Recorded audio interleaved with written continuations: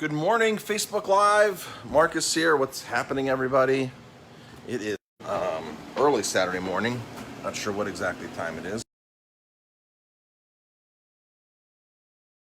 In the restaurant, doing a run here in a little while with some friends. So I've got to get out of here. So I'm in the restaurant now. I'm setting up the new IPA 4-packs.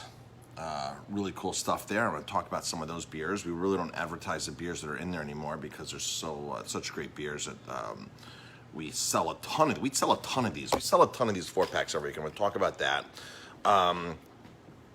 We're fully stocked up. A lot of liquor and wine came in yesterday. Lots and lots of racks are fully stocked. More Bread Alone bread is here, ready to rock and roll.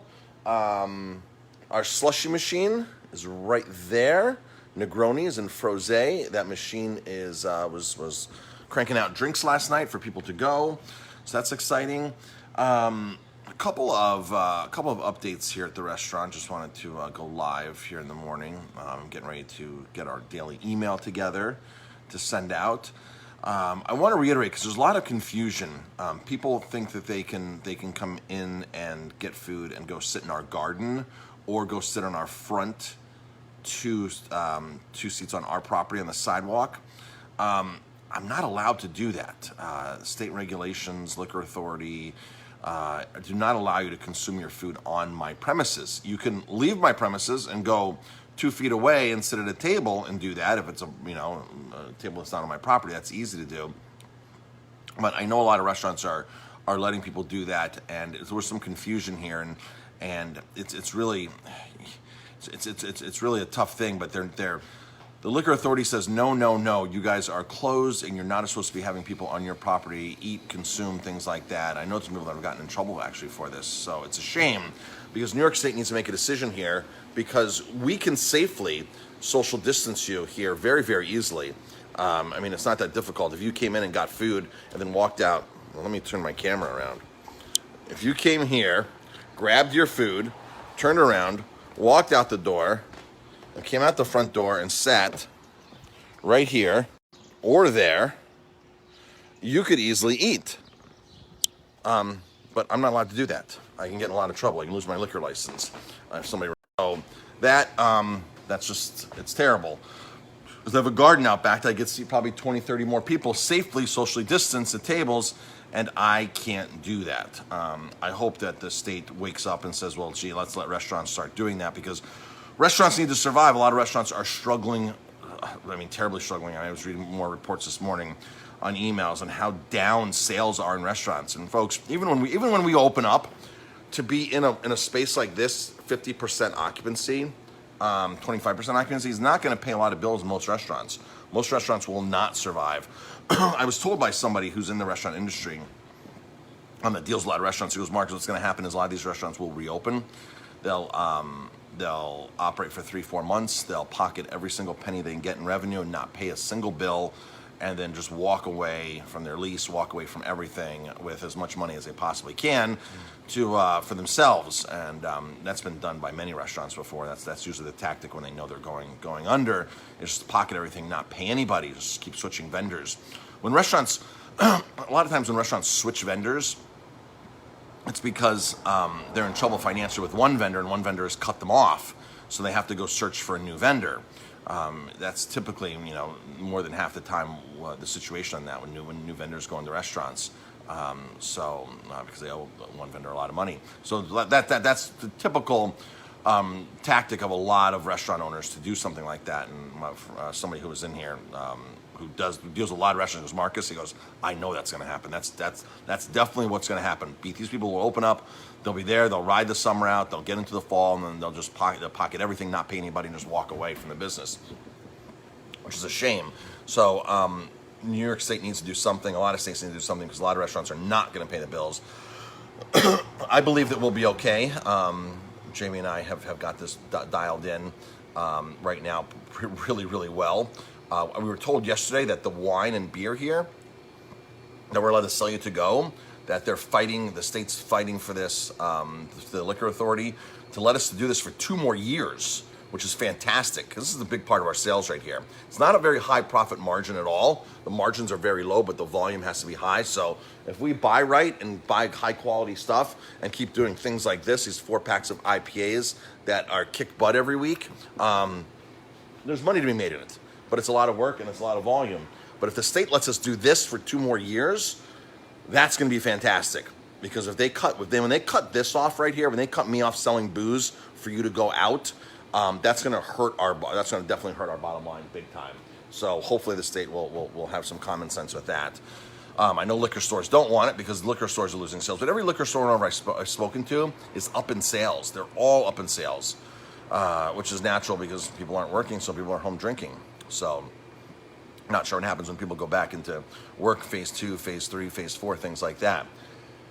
So we have these 2 chick cocktails, which are great. If you're going hiking, you're out somewhere, you want a cocktail, they're 5%, they're awesome. We have 3 different flavors, really, really cool. We now have Prosecco in small bottles because we need a Prosecco in small bottles because next week's home cocktails that we're going to do, cocktails at home and the hangout with music. Chris Jackson's a musician next week, so we'll be doing some classic rock. We'll be doing cocktails with the fig vodka and the apricot vodka. So that is going to go with that. We're going to make some cocktails. Jamie made on Wednesday. She made a Prosecco apricot spritz in our garden on Wednesday when we were off on her Facebook Live using this apricot vodka and Prosecco. So that's going to be part of the kit that you'll take home this week. $25. These kits will be available as early as today, maybe even tomorrow. So it's for next Saturday, the 6th, is when we're doing that. We're going to give you kits that give you a portion of these in it. We suggest you're going to love these and you just buy the whole bottle. So that's an easy thing to do. Just buy the whole bottle, take it home. This fig vodka has real figs in it. That's why the color's like that. And this apricot vodka has real apricots in it, both from California. The fruits, distilled in Oregon. Amazing, amazing stuff.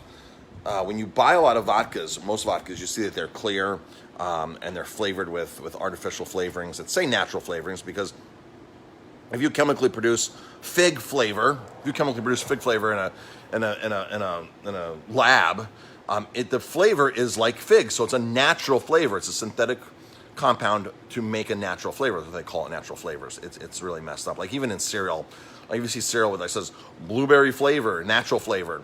It's a chemical flavoring to mimic blueberry, which means blueberries are natural, but the flavoring to making it is not natural. It's crazy how that works. So, all right, let's talk about this week's beer. I think I've talked about a lot of other things.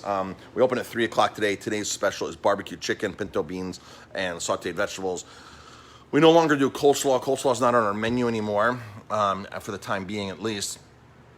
We went into phase 2 on our menu, new menu. All the foods, all the entrees were now downscaled size-wise as far as no more sides. We brought the price down. So, for example, the tikka masala used to be like $22. Now it's $12.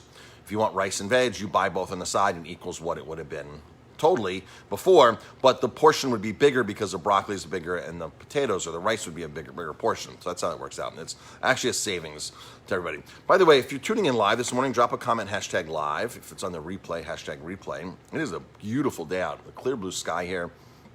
Again, I'm going running. Jamie and I are going running. We're meeting a couple of friends to socially distance run in Walk Hill today. What we do is every week a bunch of us meet at race sites because every weekend there would be races across the Hudson Valley, into the Hudson Valley here. So we meet at the race site and a bunch of us do this fun run. And then we typically donate money to the race director because a lot of these races still need to raise money even though they're not allowed to do an official race. So for example, Jamie and I do the Ellenville Run Like the Wind. That was 3 weeks ago, the Run Like the Wind race. It was supposed to be 3 weeks ago. So a bunch of people met here, about 20 people met here in the morning. They ran the course in different groups, socially distanced. They ran the course and they donated, all donated $10, $20 afterwards to Jamie and I so we can put it into the Run Like the Wind fund so we can still do our our food bank donations, and we can still do our scholarships. So we raised over $1,000 doing that. So every weekend we join a bunch of runners and we go through the Hudson Valley. We pick a race that we would have run anyway and donated to anyway, and take that money and donate it to the race director. So it's really a win-win. I know for us here at a Run Like the Wind, being the race directors, because we didn't have to pay a timer. The village didn't have to close off the streets. 100% of that money went to the good cause. It didn't have to buy T-shirts. Didn't have to buy goodie bags. Didn't have to hire a DJ. Didn't have to pay for any of that. Some of these races, you get a couple hundred runners, and you spend $1,000 on a timer, which means this is the person who tracks everybody's time officially to post it. The police typically need to be paid somehow through tax dollars, or the race has to give them extra money because they have to patrol the streets. Sometimes you buy food to come in. Sometimes you rely upon donations, and by the end of the day, you do all this work for 6 months. And by the end of the day, you have $4,000 or $5,000 profit. Here it was easy. We had a bunch of runners show up, and we made $1,000 to be able to get donated to the Run Like the Wind. So it was really a win-win for the little amount of work that went into it. It was really great. So, and good morning to everybody on. I see a bunch of people on. I see Sean on. Of course, Jamie's on. Joanna. Hi, Joanna. Michael's on. Hi, Michael. How's it going? Glad you're doing well, Marcus. Nice to see someone else up early. Hugs to Jamie. Miss you guys. How's it going? That's Michael Kennedy. Thanks, Michael, for the message. We appreciate it. Rachel just joined on. Hi, Rachel. Deb is on. Hi, Deb. Let's see. Let me talk about the beers in the IPA 4-pack right now, because there's some really, really special, awesome beers in this week's 4-pack, and I'm getting ready to assemble them. So what I do is I basically, these are the 4 cases, 1, 2, 3, 4, and what I do is I mix and match them so they become a case of 4. This is last week's pack. I have a couple of these left, and I have to sell I have to sell these before we can sell these. All right. So here's the situation. Here's what's in it. All right. First beer up is 6 Point Cosmic Handshake. 6 Point Cosmic Handshake. That is the first beer up in the pack. All right. All these are IPAs. Second beer up,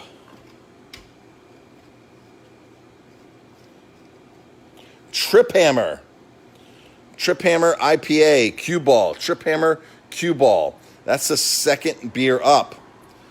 All right, now the third beer, Young Lion, the New England IPA. Young Lion, New England IPA. Folks, a lot of you down here will not recognize these beers in the Hudson Valley because Cody had to really, really pull some strings to get these beers. These beers typically are not popular here, not in the area. Amazing beers from upstate New York. You go to Buffalo, you go to Rochester, you go to Syracuse. These beers are like what it is upstate, all right, for New York State beers. These are both New York State beers. If you go upstate, if you're upstate, you know these beers. You really know Young Lion. Young Lion is a huge hit, awesome IPA, not known in the Hudson Valley. So Cody had to do a lot to get these beers. So those are in the 4-packs this week. And the last beer in the 4-pack, Alchemist Focal Banger is in the 4-packs this week. That's what it is right there. Focal Banger, Cosmic Handshake, Young Lion, which is popular upstate, Rochester, Buffalo, Syracuse, not known in the Hudson Valley, but an amazing, amazing IPA, and Trip Hammer, Cue Ball, another one, upstate beer. Cody pulled some strings to get this stuff this week, folks. Cody did a really good job getting these beers. These are getting ready to go into the 4-packs. I'm going to make some now before I head off to my run this morning. That's the 4-packs this week, folks. Alchemist Focal Banger, 6 Point Cosmic Handshake, Young Lion, New England IPA, and Trip Hammer Cue Ball. So I'm assuming with Focal Banger that this is going to sell out really quick this week. Just because that's anything that Alchemist has ever. If you put Alchemist or Equilibrium in one of these 4-packs, sells out instantly. So we have Focal Banger in there. Focal Banger is in, so this one should sell out really quick. I'm excited about the Young Lion and the Trip Hammer because people don't know about those down here in the Hudson Valley. I mean, a lot of people may have had them through Tap New York or somewhere. You may have had them, may have heard of them. A friend may have brought them down or something, this and that. They're not widely distributed. So Cody pulled some strings when we got those. You know, Cody, if you guys know who Cody is, Cody's our bartender, waiter. He's the one with the beard. Cody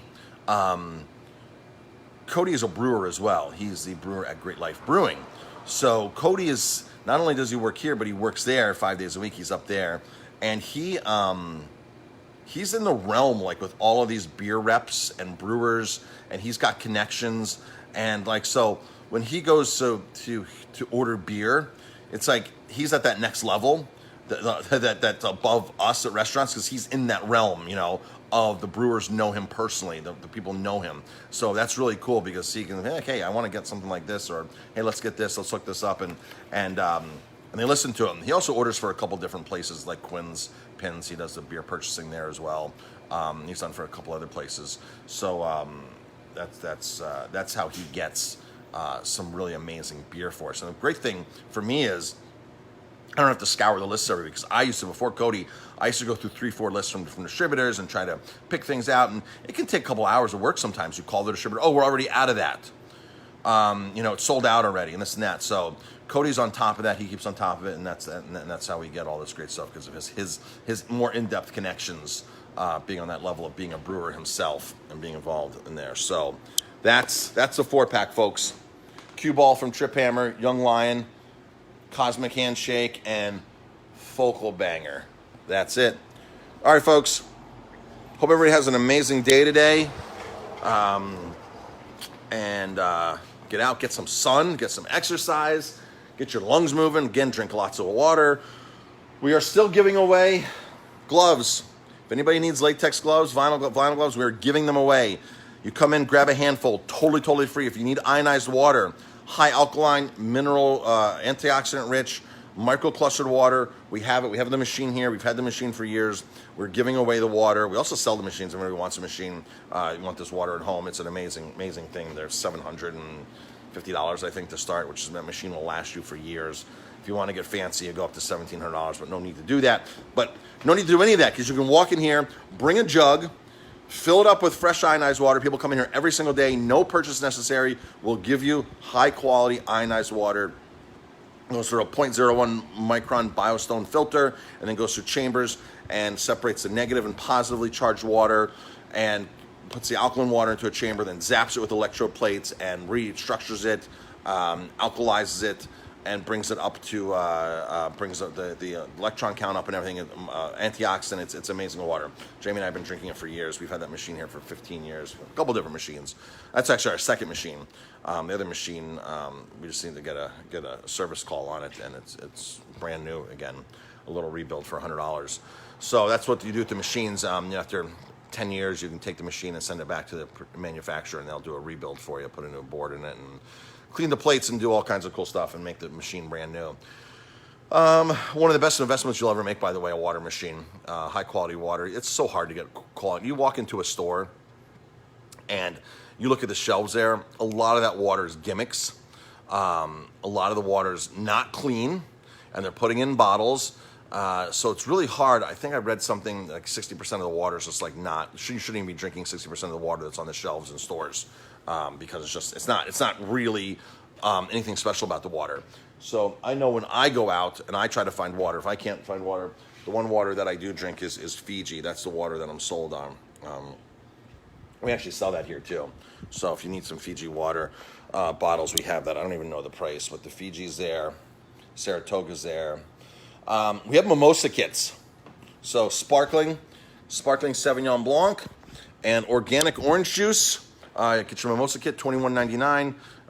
Mimosas, orange juice, and sparkling wine. We have those as well. All right, folks, I'm going to get out of here. Got to do a bunch of work and then get off to my run and get back and do a bunch more work and then open up. It's barbecue chicken today, $9.99. Soft shell crabs are in. Calamari's back. Strawberry shortcake, gluten-free and vegan. There's no eggs in it. There's no dairy in the shortcake that we made. Took me a few goes at it, but I figured it out. Organic strawberries. What else we have? That's in right now. Broccoli Rob. A lot of broccoli Rob last night. Migliori Farms from New Paltz. Their local broccoli Rob is in. We're serving it with a lemon olive oil from Sicily and roasted garlic. Really, really, really good. Amazing stuff. We sold a lot of it last night. Sold a lot of it. Of course, we have regular broccoli as well. I'm trying to think what else special that's in. The soft shell crabs have been flying out. The burger is now an ounce bigger and it has a pretzel bun on it. So that's been a lot of really great feedback about that. And that's it, folks. Hope everybody has a great weekend, and we'll talk to you later.